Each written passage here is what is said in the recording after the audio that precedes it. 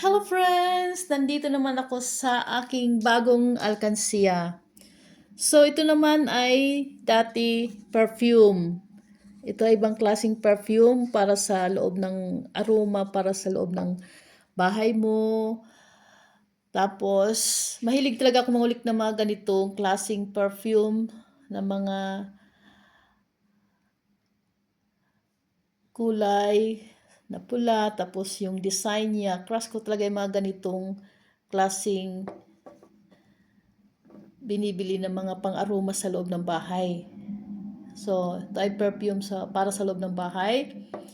So, nang natanggal na yung laman sa loob, ang ideya ko, hindi ko siya itatapon kasi napakaganda niyang gawing alkansiya. At saka mas maganda itong alkansiya na to kaysa glass. Kasi, alam niyo kung bakit. Sa glass kasi, hindi mo madaling makuha. Kailangan basagin mo yung glass or ang hirap kunin. Pero dito, napaka-easy, madali lang at saka hindi na pwedeng sirain, hindi na pwedeng hiwain, kundi tatanggalin lang yung butas na takip. So dito yung karton niya, ito yung ano niya, ang tibay ng takip niya na plastic. So yan.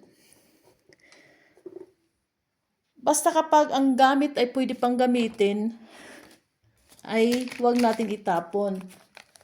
Magagamit natin sa ibang klaseng paraan para mas maganda pa to kaysa ibang klaseng alkansiya. So, lalagyan ko to nitong €250. So, i-roll ko siya ng pahaba. Ito yung iba kong klase na yan. Tapos yung pasok dito. Diba? Mas maganda to kasi napaka-easy kunin yung pera. Kapag emergency, madali mo siyang kunin. Hindi mo na siya kailangan basagin. Tanggalin mo lang yung takip, tapos ilalagay sa loob. So, nilagyan ko siya ng 100 sa loob. So, yan.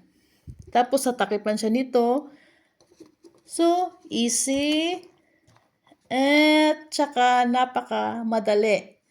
So, kapag kailangan mo ng emergency na konting pera, hindi ka na pwedeng pumunta ng bangko.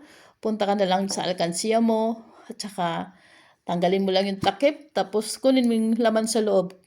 Ito ang pinakamagandang alkansiya kaysa glass or sa ibang klaseng alkansiya. So, pinakita ko to sa inyo dahil kung maaari, kung may gamit pa kayo na pwede nyong gamitin, huwag nyo kaagad itapon kung pwede pang gamitin. Magagamit nyo sa ibang paraan or ibang bagay. At saka, maganda to i-deco sa cabinet, kahit saan mo ilagay, bagay na bagay siya sa tabi ng cabinet or sa kahit saan, bagay siya. Tapos ang laman niya ay pera sa loob. Dati perfume, ngayon pera na yung sa loob. So ito siya.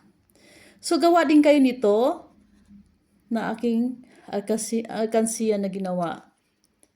Basta kapag ang gamit pwede pang gamitin, wag ka agad itapon. Pag-isipan muna ng mabuti. Tapos, katulad nito na aking ginawa na alkansiya. So, iba-ibang klaseng idea. Sa bagay, ang tao, iba-ibang klaseng hobby.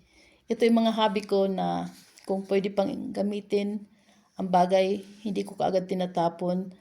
At pinag-iisipan ko kung anong dapat gawin. 'Di ba? So, pwede ko siyang i-deco dito sa cabinet. Halimbawa, dalhin ko kayo sa cabinet. Oops! So, pwede ko siya dito i-deco. Dito. So, dyan, i-deco ko siya. Yan. So, dyan ko siya ilalagay. Tsaka itong pangalawa pa sa baba, may isa pa ako sa baba. Yan, dalawa sila. So, thanks for watching my simple video. Bye!